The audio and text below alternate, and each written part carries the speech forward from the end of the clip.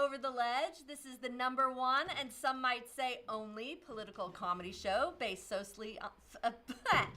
focused solely on the Texas legislature. I'm your host, Stephanie Chiarello-Knoppenberg. Thank you.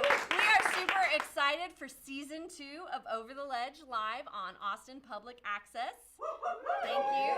All right, we've got about 15 viewers here, and I hope there's some out there watching us. Last season, we introduced you to Representative Jonathan Stickland, Jorts, Representative Donna Dukes. Losing her re-election bill will not change her attendance record, and Lieutenant Governor Dan Patrick, whose #1 priority policy is bathrooms. I'm sorry, correction, priority #1 and #2. All right, expect more of the same this season, but we have taken it up a notch. Joining us tonight is Renee Lara. He's the political director for the AFL-CIO. No, not yet. All right, great. Okay, he'll be joining us later in the show, but let's get started with some of the latest news from around Texas. Here's the theme song. Okay. Attorney General Ken Paxton has announced a lawsuit against opioid manufacturer Purdue Pharma for deceptive trade practices.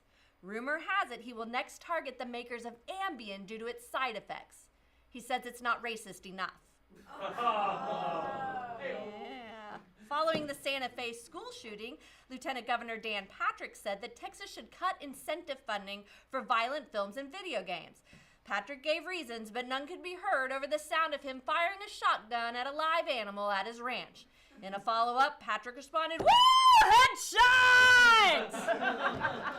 Too soon? Okay. A recently approved state regulation defines a pickle as one food only, a pickled cucumber. Not beets, not okra, not carrots. This has naturally riled up the root vegetable lobby, which has promised, wait for it, a fierce grassroots campaign. Great. Democratic State Senate candidate Kendall Scudder took down his campaign website due to a suspected hack after Russian coding and references to Russian websites were found on the server. I mean, his district hasn't voted for a Democrat since 1996. He might just want to let the Russians help. When Texans head to the polls this fall, they're likely to see more women on the ballot than ever. Yeah, great. There's literally a relentless flow of women filed for office last year, and I think it's safe to say this election cycle will be quite the bloodbath.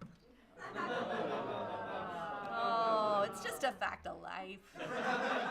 Former Texas state official Susan Combs, who has long argued that species habitat protections are a burden on property owners, was recently appointed to oversee endangered species policy in the Trump administration. Now, interestingly, in a case involving her own property, Combs argued that the expansion of a power line would disrupt the endangered Loy's hedgehog cactus. Said the cactus, "It takes a real sycophant to know their succulents." Combs responded she does have a soft spot for certain endangered species, namely her current boss. Oh, you're welcome. Okay. Jared Kushner recently visited Texas to talk about prison reform. Funny how you start doing research when you think you might be going someplace. Thank you. Thank you very much. All right. There have been calls to remove a plaque in the Texas Capitol that asserts that the Civil War, quote, was not a rebellion, nor was its underlying cause to sustain slavery.